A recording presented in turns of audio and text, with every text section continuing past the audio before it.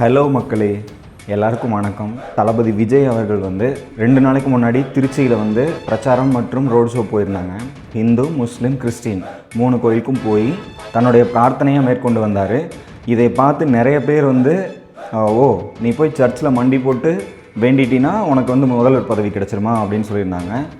அதே மாதிரி ஹிந்து கோயிலையும் போய் சாஷ்டாங்கமாக கீழே விழுந்து கும்பிட்டுருந்தார். இத்தனைக்கும் அவர் ஒரு கிறித்துவ மதத்தை சேர்ந்தவர். மசூதியிலையும் போய் வேண்டுதல் வச்சுட்டு வந்திருக்காரு. அவர் 3 கோயிலுக்கு மட்டும் இல்லை, 4வது ஒரு கோயிலுக்கும் போயிருக்காரு. அந்த கோயில் என்னன்னு உங்களுக்கு தெரியுமா?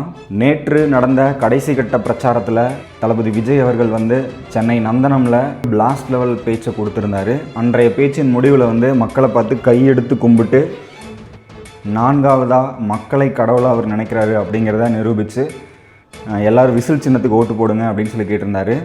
எல்லா மதத்தை சேர்ந்த எல்லா மனிதர்களுக்கும் சேர்த்து தளபதி விஜய் அவர்கள் கையெடுத்து கும்பிட்டு எல்லாரும் தயவு செஞ்சு விசில் சின்னத்துக்கு ஓட்டு போடுங்க அப்படின்னு சொல்லி வேண்டுகோள் வச்சுருந்தார்.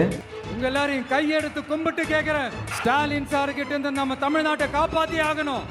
என்ன வெளியூரில் இருந்தாலும் எந்த பூத்தில் உங்களுடைய ஓட்டு இருக்குதோ அங்கே தயவு செஞ்சு நம்மளுடைய விசில் சின்னத்துக்கு உங்கள் ஓட்டை போடுங்க. தயவு செஞ்சு உங்க விஜய்க்கு ஒரு வாய்ப்பு கொடுங்க.